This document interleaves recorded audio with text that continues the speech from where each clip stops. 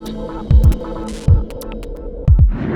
RC Beginner Series is brought to you by Horizon Hobby. Hey, welcome to Flite Test. I'm Josh, and this is Josh. Hi. And this is episode 2 of our beginner series. Today Yes. we're going to talk about basic aerodynamics. Exactly. The first episode was all about choosing the right airplane. Hopefully after watching that, you got through and you're able to choose the Made the perfect right plane choice. for you. Yes. And now we're going to tell you how it works. Yeah, we want to give you a brief description, and when I say brief, basic, simple, because you can go all the way to college stuff with this. We just want to let you know. Did you go to college? No, I did not. I kind of knew that. We want to give you a basic understanding of the simple parts of an airplane, what they do, so when you do get in the air, you understand how everything works together. First, let's talk about the plane's body parts.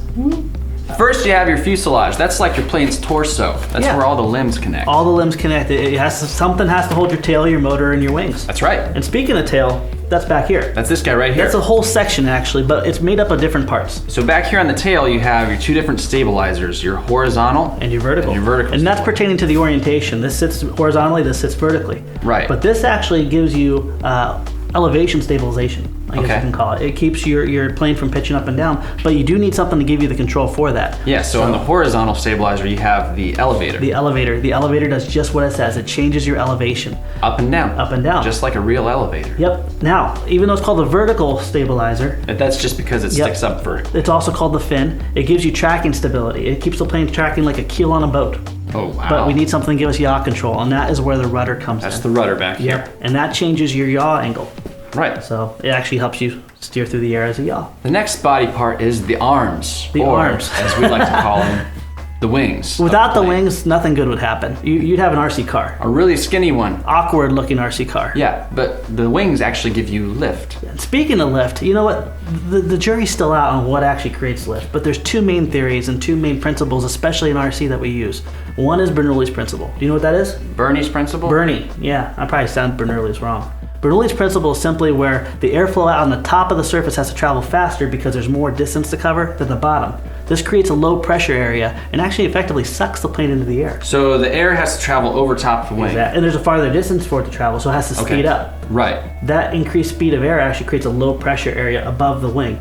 So it pulls it up. So it actually pulls up into lifts the air. it up. It lifts up. So airfoils are good. You know, Bernoulli's principle, good. But we have an awesome little... Good job, Bernie. Yeah, good job, Bernie. We have an awesome little trainer here that we talked about with scratch building, and there's no airfoil on it. It's just flat. It's flat as a flat. pancake. Uh-huh. This one doesn't work on Bernoulli's principle. It actually works on Newton's law of motion. Emotion? That's no, not emotion. Motion. Uh-huh. That's in whenever an object reacts on something. So air being the object, it actually pushes against it and has to react with an opposite action. Now that actually still creates 2 different air pressures. Theoretically, you're right. Yeah, as the air pushes against here, here's your high pressure zone. Not much airflow over here, not much pressure here. Here's your low pressure zone. Okay. Absolutely right. And the jury's probably still going to be out till 100 years from now what actually creates lift and how it works. There's 2 different camps. You know what? The plane flies. Have fun with it. We talked about wings. We talked about that. Let's talk about airfoils. Airfoils. Yes. That's the different shapes and configurations that create Exactly. your lift. If you cut this wing in half or right down and showed the cross section of it, Right. it's the shape of that area. Okay. All right, and so the different shapes will give you different performances and different characteristics. As we said before, you want to go with something slow and stable. But let's go ahead and go to the farthest section away from where you want to start, which is Symmetrical. symmetrical. That's when it looks the same on both sides. Exactly. And you know what? If it's the same on both sides, that means theoretically the characteristics are going to be the same no matter which orientation you bring the plane. Now that will result in a plane that is just as happy flying upside down as it is right side up. Like a 3D plane? Like a 3D aerobatic airplane. And you know what? Do we want to get into 3D aerobatic airplanes from the beginning? Not right now. Not right now, but someday you will be. So don't worry about that. Put that aside. Generally, they're on faster airplanes that are more aerodynamic, more agile in the air. So what about a semi-symmetrical? Semi-symmetrical. You'll find semi-symmetrical on most scale airplanes. Warbirds, even in this great tailor craft right here, you have a semi-symmetrical airfoil. How is it semi-symmetrical? Well, what you have here is the very top of the wing has much more curve. The bottom of the wing has less curve, but it gives you a little bit more speed, but it also gives you, if you do decide to roll it inverted and everything, you don't have to do as much pitch authority to combat this. If you take this little Piper Cub here and roll it upside down, if you can get it upside down, you're gonna have a lot of forward input trying to override the lift that this wing wants to generate. It's gonna want to generate and pull you to the ground. So you're gonna have to give a lot more forward input. Where these planes are much happier, you just have to put a little bit less. Now, fully symmetrical airfoils, sometimes you have to put none at all. Okay. All right? Flat bottom. And that's this Flat bottom airfoils, you make the rockin' world go round. This Cub here has a flat bottom airfoil. That means the plane is happiest when it's in the proper orientation, which is right side up, flying properly to the ground. So what Yes. we're talking about is it's flat on the bottom. On the very bottom. Hence flat bottom. Yes. Your truest form of lift is going to be when you're flying right side up. So if you can get this upside down, you're going to have a lot of issues keeping it upside down. The plane's going to want to roll around the right direction and fly properly for you. So keep it happy. So keep it happy. Also, your lift is strongly generated on the top. So if you do get in trouble, the plane will want to recover much quicker. And the final airfoil, Under camber. under camber. And you're gonna fly it, and the smaller the airplanes get, the more stable they're made to be, the more under camber. It's gonna actually recess up towards So the top. it does a little Yep. arc there. This plane by far gives you the most lift for the least amount of speed required. And remember how we were talking about Newton's laws? Yeah, 5 minutes ago. This is getting a lot closer to a flying kite. Okay. So you're gonna have a lot less speed, but a lot more stability and a lot better handling at lower speeds. What do they want to go with as a beginner? Under camber or Under flat camber is bottom? the best. Okay. Yep. As you get to bigger airplanes, generally they'll go from under camber to flat bottom. Okay. So either under camber, flat bottom, good to go. Now the common denominator between these two theories, no matter which lift religion, if you will, your faith lies in, Yes. the common denominator is airflow. Without airflow, it won't go. That's great. You like that? I made that up. Forward momentum brings airflow, and that's actually generated through your propeller. Now one thing you want to be careful of is stalling. Stalling is bad. What is stalling? As when your engine dies. When your engine dies? Yeah. Well, actually, stalling can come from your engine dying, but it's not like a car. It's Okay. not like when you start it up and the engine goes, puh. Okay? What does it do? Puh.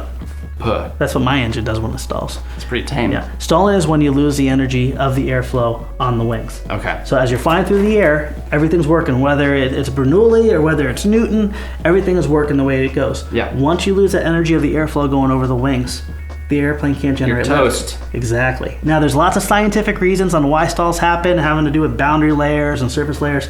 It's just a matter of airflow not working properly over the wings the way it should, to keep it simple. So what happens when you stall? When you stall, the plane drops. Uh-oh. If it can't generate lift, it's going towards the ground because gravity is always in effect. Uh-oh. Yeah, that's bad stuff.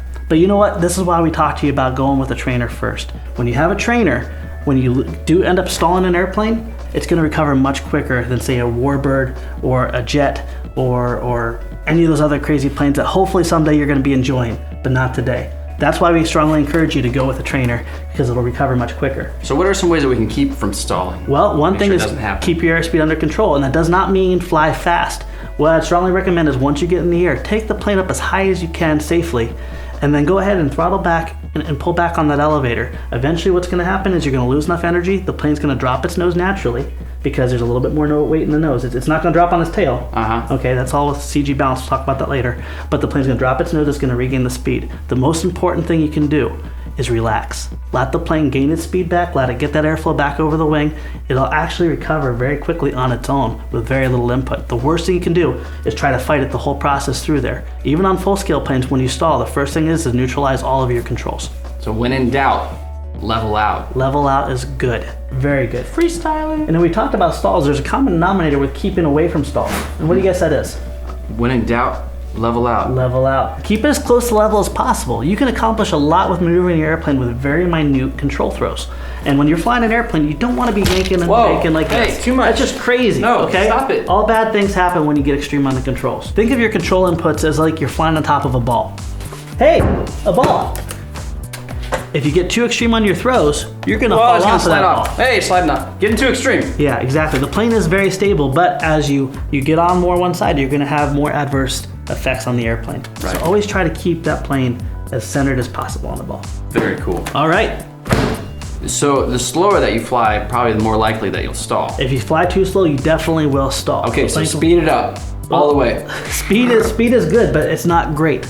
If you have too much speed, what else do you have a lot more going over? Oh, it's really touchy It's going to be touchy. And why do you think that is? because you're going faster. You're not only putting airflow over your wings, but you're also putting airflow over your control surfaces too. Yeah. So the control surfaces are going to be more touchy as well. I do this and you do this. Yeah, a good rule of thumb on most trainer planes is half throttle is generally a good cruising speed. Full throttle is generally meant for aggressive climbing. Chop the throttle, you're going to be gliding in for landing. Half throttle, generally planes are the happiest. Now you know all the body parts and you know the dangers of stalling. You know about lift and airflow. So now, how do you control this thing? That brings us to control surfaces. Nice, and we actually talked a little bit about that when we were talking did. about the different parts of the airplane, but let's talk about what they do scientifically. Oh boy. Yeah. Now this plane is lacking something called aileron, so why don't we go ahead and grab the T-Craft really quick so we can go over all the different Still a control great surfaces. plane. It's still good, and actually what I'd strongly recommend is start with a 3-channel airplane. Here, I'll just do this by myself. Oh, you're gonna do this? Okay. Sure. Well, there you go. Ailerons are great, but they can come later on in the mix. You don't necessarily need them, but for the benefit of talking about different controls, we might as well talk about the 4 major controls. Okay. The first one we're going to cover is the up and the downer. As I said before, gravity is always going to be present, so you don't want to be hitting the ground. No. So we need to go up and down. Right. That was a rhyme. There's a, yeah. You like that? That was good. The elevator takes care of that for us. And as we talked about airflow over the wings being crucial, airflow over your control surfaces is also very important. So how does it work? Well, airflow is technically a fluid. Air is a fluid? Air is a fluid. Just Love imagine is a battlefield. because whenever your airflow is going over, when you feel wind blowing against you, Yes. you feel the wind pushing against your face, don't you? Yeah. Exactly. The control surfaces do the exact same thing. Say you want to go up. As this deflects up, airflow is going to go over, and it's going to push against this elevator right here. Against here? Exactly. And that is going to force your elevator down. Now, what's that doing to the nose? It's bringing it up. Exactly. As your plane's traveling forward, the elevator is pushing down, the airplane is getting guided up. But you want to stop that, so what do? You give a little bit of down elevator. That down elevator is going to take you down because now it's going to be pushing against the elevator on the bottom surface, raising the elevator up. Okay. Now there's a lot of different scientific theories, how it's generally becoming an undercambered airfoil with lift changes. Just know that whenever it pushes against the wind, it changes it. You can get to the science stuff later. That's how it works. Okay. So probably the same thing for the rudder as well. Exactly. All control surfaces work the exact same way. The rudder is just simply going to move it on its yaw axis. As it moves one direction, the resistance, the push is going to be on this side. Right. Moves the other direction, it's going to be on this side. Okay. All right. And then third, we have the ailerons up here. Ailerons, exactly. Now, what do you think the ailerons do?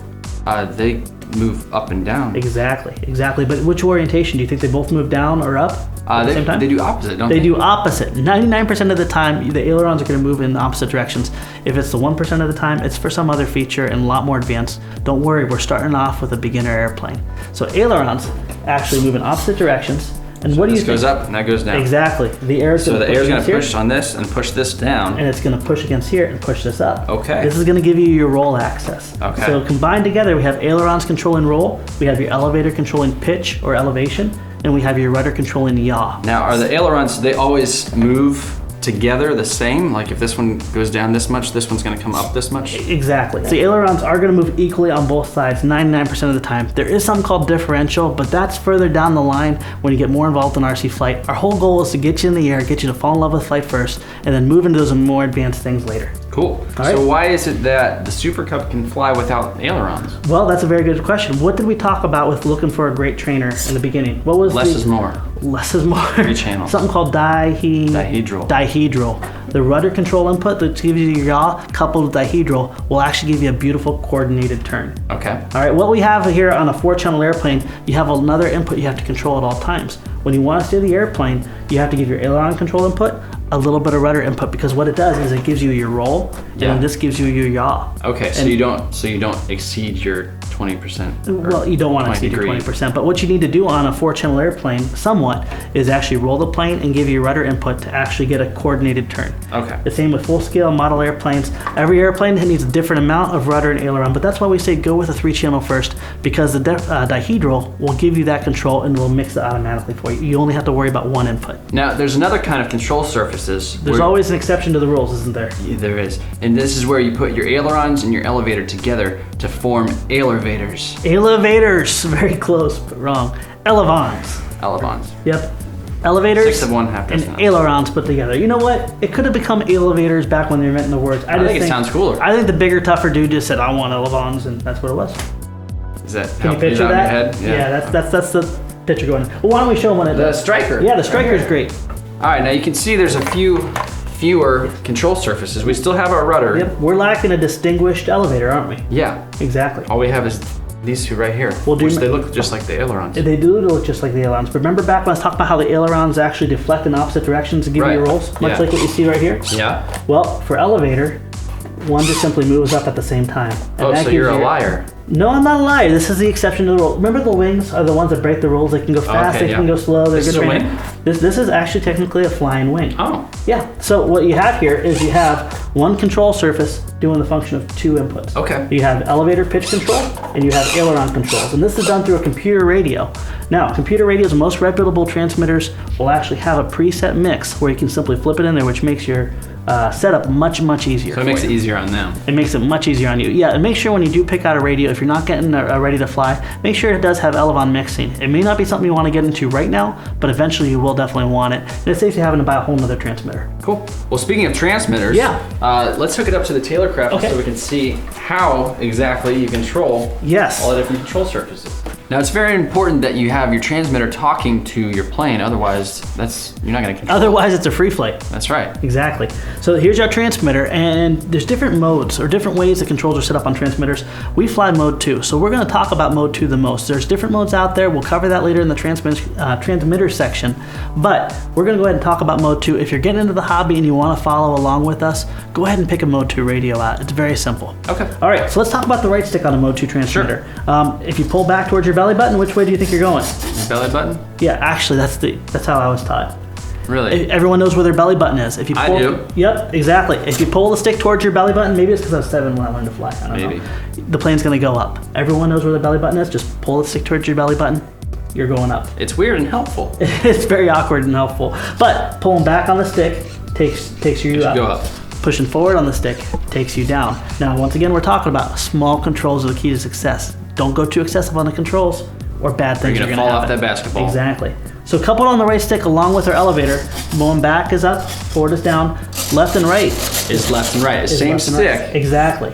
The exception to the rule is a 3-channel airplane. A 3-channel airplane does not have ailerons. It has a rudder. Right. So that's going to be your steering control. Okay. So that's going to be on the right stick, and there's going to be nothing on your left stick where the throttle and the rudder normally. But with 4-channel, exactly, have rudder on this side. because your aileron is the predominant control in steering the airplane when you have a 4-channel airplane. So ailerons left and right is simply left and right, and on the left stick, your rudder left and right is simply left and right.